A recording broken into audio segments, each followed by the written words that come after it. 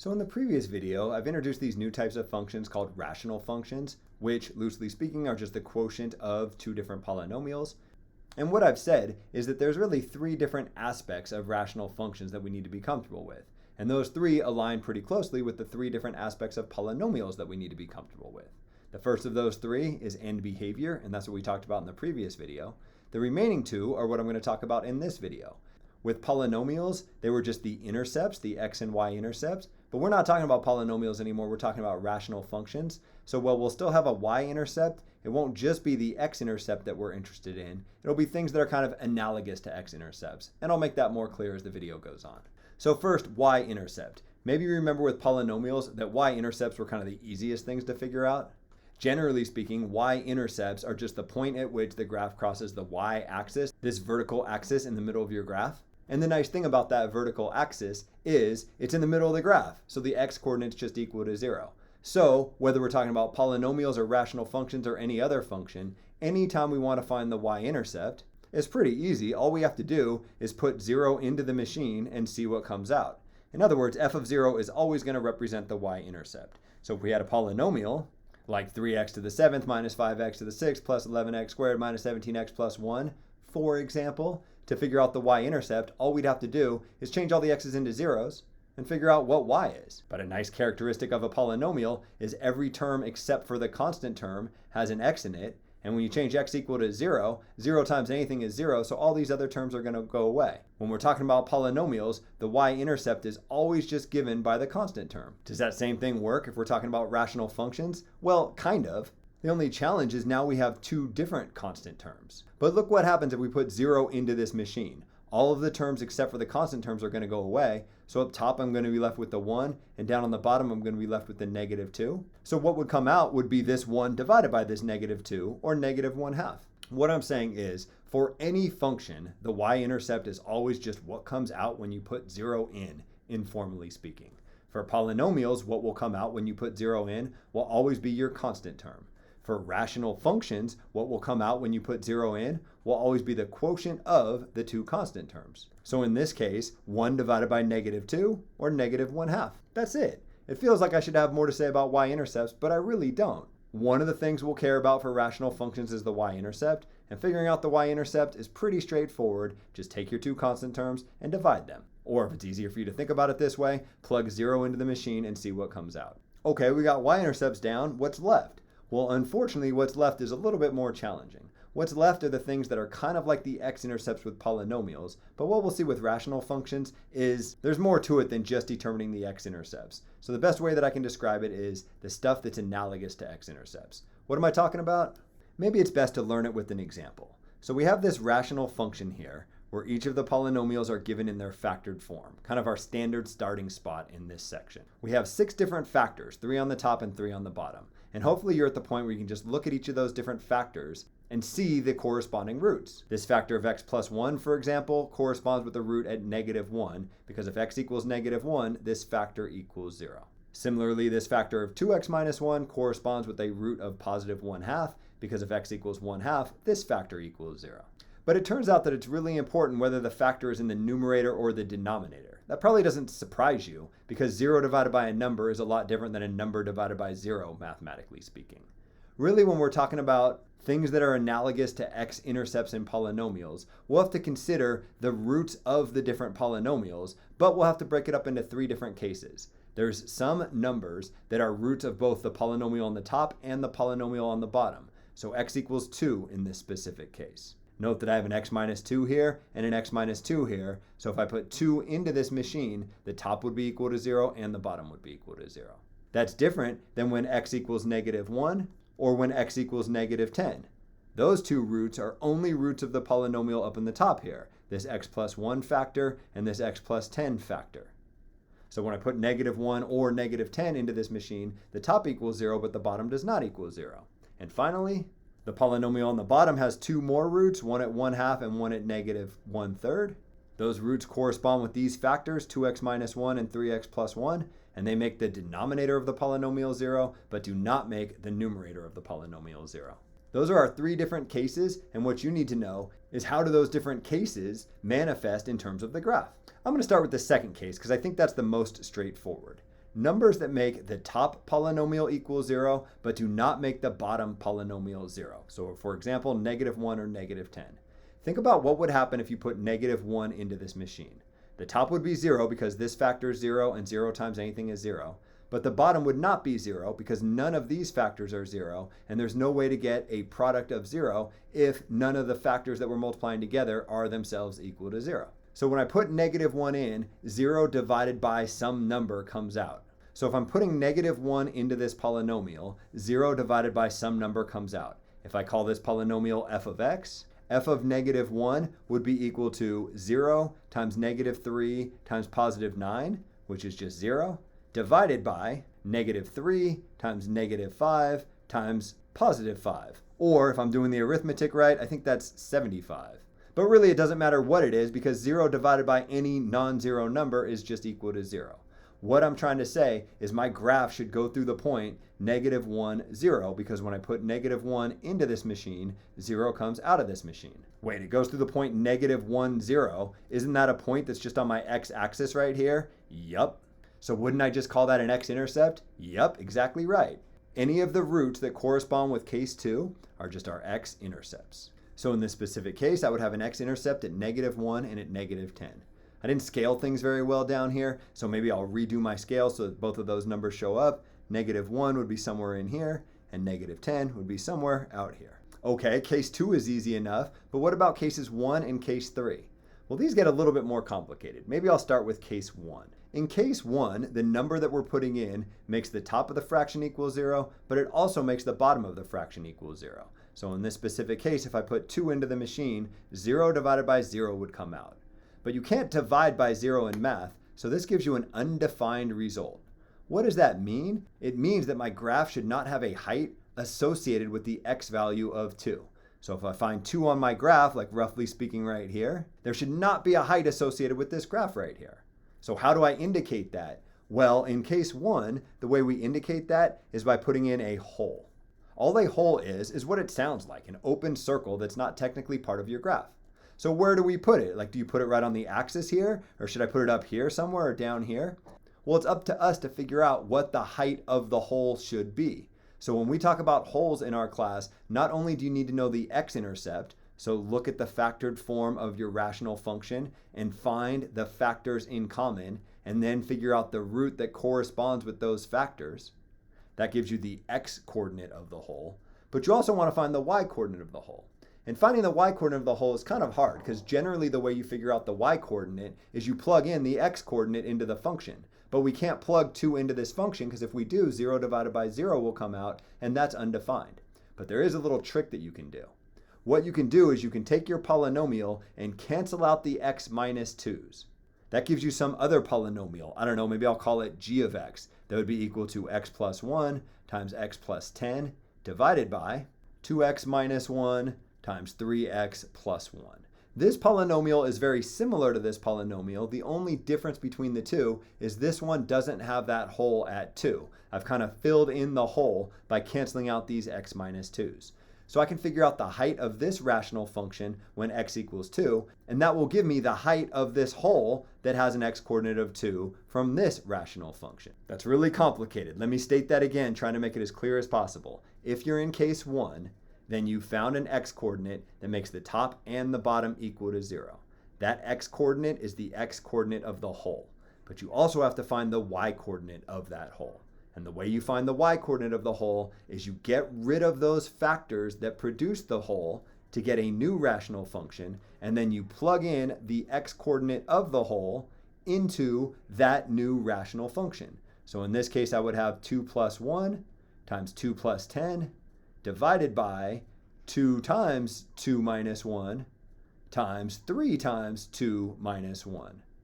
Change all the x's here into 2's. What does that give me? Well, I guess up top I would have 3 times 12, or 36. And down on the bottom, I would have 4 minus 1, which is 3, times 6 minus 1, which is 5. 3 times 5 is 15. So the height of the hole would be 36/15. We can reduce this fraction because both the numerator and the denominator are divisible by 3 and call this 12/5. What is 12/5? Well, 10/5 is 2. So 12/5 is a little bit more than 2. What I'm saying is there is a hole when x equals 2 and when y equals 12/5. So I want to come down here to my graph. Here's where x equals 2, y equals 12/5, a little bit above 2 here. So somewhere in here, I want to draw this open hole. It's not a bad idea to label it so that the reader can really tell what's going on. Case 2 corresponds with x-intercepts, points on the x-axis. Case 1 corresponds with holes, open circles that do not need to fall on the x-axis. What you have to do is figure out where they fall. It's easy enough to find the x-coordinate, and with this new little trick, you can find the y-coordinate. Those are cases 1 and 2. All that leaves is case 3. For case 3, we're looking for numbers that make the bottom 0, but do not make the top 0. So in this specific case, this factor 2x minus 1 and this factor of 3x plus 1 can both make the bottom 0, but those factors don't show up in the top, so they can't make the top 0. How could 2x minus 1 be equal to 0? Well, 2x minus 1 equals 0 if 2x equals 1, so if x equals 1/2. And 3x plus 1 equals 0 if 3x equals negative 1, so x equals negative 1/3. These two roots of the polynomial in the denominator correspond with these two factors of the polynomial in the denominator, and they're case 3 for our rational function. Numbers that make the bottom 0 but do not make the top 0 are what are called vertical asymptotes. Vertical asymptotes are a little bit tricky. You've heard words similar to this. You've heard about horizontal asymptotes when we talked about end behavior. Vertical asymptotes are totally different than horizontal asymptotes. Vertical asymptotes have nothing to do with end behavior. For our purpose, all a vertical asymptote is a dotted line that's not actually part of your graph at the given x coordinate. So when x equals 1/2, which is like roughly here in my graph, I want to draw this dotted line that goes straight up and down, this vertical dotted line. You can label this x coordinate as 1/2 if you want, or you can leave it off. Either way is fine. There's another vertical asymptote at x equals negative 1/3. Negative 1/3 is, I don't know, somewhere in here. Maybe this isn't perfectly drawn to scale. Unfortunately, these are pretty close to each other, so it's going to be kind of hard to see the graph, but the vertical asymptote at negative 1/3 would manifest as something like this on my graph. In red, we have our x-intercepts. In green, we have our hole. And in blue, we have our vertical asymptotes. Really, all that's left at this point is to connect all the different dots. But these aren't all the dots. These are just the dots that are the things that are analogous to x-intercepts. Don't forget about what we've learned in the previous videos, where we learned how to find the end behavior, and earlier in this video when we learned how to find the y-intercept. Both of those are more easily found if you have the unfactored form of the polynomials that make up the numerator and denominator of the rational function. So let's think about what would happen if I expanded this all out. I'd start with an x cubed from this x times this x times this x, and then there'd be a bunch of stuff, I don't know what it is, and then my constant term would be this 1 times this negative 2 times this positive 10, in other words, negative 20. Down in the bottom, this x times this 2x times this 3x would give me 6x cubed, and then there'd be a bunch of stuff that I don't care what it is, and then my constant term would be this 1 times this negative 1 times this negative 2, so positive 2. To figure out my y-intercept, I just take the quotient of the two constant terms. So in this case, my y-intercept would be at negative 20/2, in other words, negative 10. So if I want to sketch it on my graph, I guess negative 10 is somewhere down here. Here's my y-intercept. The last thing we need is the end behavior. There were 3 different cases for end behavior, which we studied in a previous video. This is what I referred to as case 3, when the degree of the top was the same as the degree of the bottom. And in case 3, we always had a horizontal asymptote at the quotient of the leading coefficient. In other words, the height of the horizontal asymptote will be this 1 divided by this 6th, or y equals 1/6. The way that works out in my graph is maybe you can pretend that this purple line corresponds with the line y equals 1/6. It's not really drawn to scale, but I don't want to get 1/6 squeezing in here. I think it'd be really hard to see. This graph's going to have all sorts of complicated stuff going on in the middle here, but eventually the height of this graph is going to settle down here on 1/6, both when I go to the left and when I go to the right. All that's left to do now are kind of connect the dots. So I'll get rid of my picture of the end behavior and I'll just leave my horizontal asymptote in there to remind me how I'm going to draw this thing later on. And I'm going to connect the red dots and the pink dot and the dotted blue lines and the green open circle and the purple dots, and then I'll be done with this section. Maybe you remember that when we connected all of these with polynomials, it was really important to consider the multiplicities of the roots. That's still going to be really important when we're connecting all the different dots for rational functions. Now we're going to have to consider the multiplicity of the whole, the multiplicity of the x-intercepts, and the multiplicity of the vertical asymptotes. Let me try to simplify this a little bit. In our class, the whole will always have multiplicity 1 in the top and the bottom to try to simplify things. So for our purposes, we can completely ignore the multiplicity of the whole. Technically, there's a little bit more to it, but we're not going to bother with that. In our class, all we're going to care about are the multiplicities of the roots and the multiplicities of the vertical asymptotes. The roots, which correspond with these x-intercepts at -1 and -10, their multiplicities are the exact same as they were with polynomials. If the multiplicity is even, then your graph is going to kind of bounce off the axis at that point. If your multiplicity is 1, your graph is going to, loosely speaking, go straight through. And finally, if your multiplicity is an odd number greater than 1, then your graph is going to go through the axis, but it's going to kind of flatten off as it does so. If any of that doesn't make sense, review what we did when we were talking about polynomials when I went through these in a lot more detail. That leaves us with just the multiplicities of the vertical asymptotes, these lines dotted in blue here. It's going to turn out that what the graph does as it approaches one of these vertical lines dotted in blue is either the graph is going to go infinitely up or infinitely down. So either, loosely speaking, it's going to look like this, or it's going to look like this.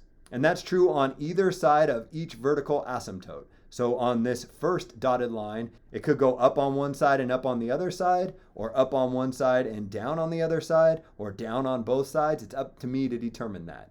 Same idea with this next dotted line. It could go up as it reaches that point, or it could go down as it reaches that point. And that's true on both the right side of it and the left side of it.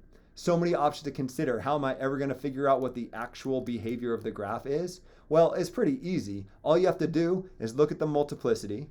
If the multiplicity is even, it's going to go in the same direction on both sides. And if the multiplicity is odd, then it's going to go in opposite directions. So what I'm saying in this case, we have a vertical asymptote at +1/2 because of this factor at 2x minus 1. This 2x minus 1 is raised up to the first power, so the multiplicity of the vertical asymptote at 1/2 is just 1. If you want, we could denote that in the picture with a little 1 right here. Same idea for this -1/3, which comes from this factor of 3x plus 1, which is also raised up to the first power. So the multiplicity here is 1. What that means is later on when I sketch the graph, if I go up on the left side, I'm going to go down on the right side of this dotted line. And if I go down on the right side of this dotted line, I'm going to go up on the left side of this dotted line. Right now, we don't know whether it goes up or down on either side, but we do know because the multiplicity is odd, if it goes up on one side, then it's going to go down on the other side. And it turns out that's all the information that we need to connect all the different dots.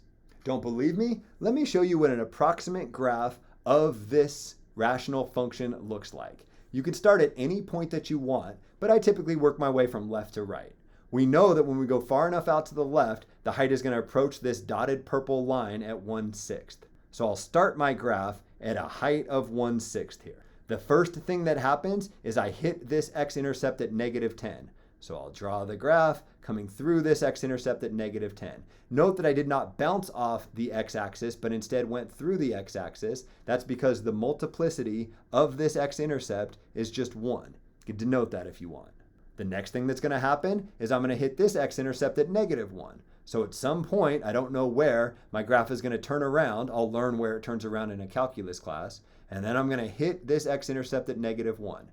Note that again, I'm not going to bounce off the axis. And the reason I'm not going to bounce off the axis is because my root at -1 also had a multiplicity of 1. Wait, how do I know it has a multiplicity of 1? Because it came from this factor x plus 1, and this x plus 1 is raised up to the first power. Since the multiplicity is 1, I want to pass right through the x-axis and kind of continue along my journey. The next important thing that I'm going to hit is this dotted blue line, this vertical asymptote. When I approach this vertical asymptote, my graph either goes up forever or down forever. But look, it can't go down forever, because if it were to go down forever, it would have to turn around and head back down. But if it's going to turn around and head back down, it's going to cross the x-axis again. But then there'd be an x-intercept right here. And there's not an x-intercept right here, so it can't possibly make its way back down. Because I'm above the x-axis, I have to stay above the x-axis, and my graph is going to look something like this with an arrow pointing up. Where do I go from here? Well, I want to jump to the other side of this vertical asymptote. Generally speaking, you can start at the top or at the bottom, but because the multiplicity of this vertical asymptote is odd, This vertical asymptote is at -1/3. This -1/3 comes from this factor, and this factor is raised up to the first power, and 1 is an odd number. Because the multiplicity of this vertical asymptote is odd, it must go in different directions on either side of the vertical asymptote. So since it went up on the left side of the asymptote, it must go down on the right side of the asymptote.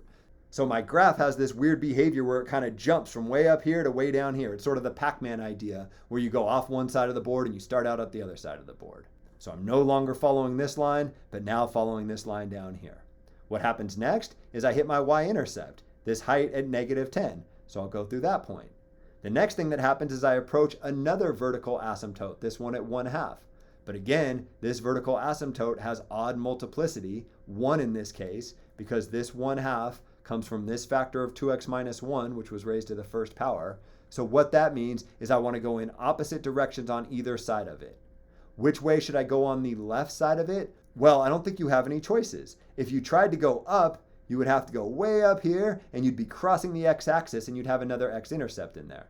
But you don't have another x-intercept in there, so it never crosses the x-axis in between these two asymptotes, so it must head back down this way and tend towards -infinity. Because it's going down on the left side of this vertical asymptote, it must be going up on the right side of this vertical asymptote, so I'll pick up my picture here.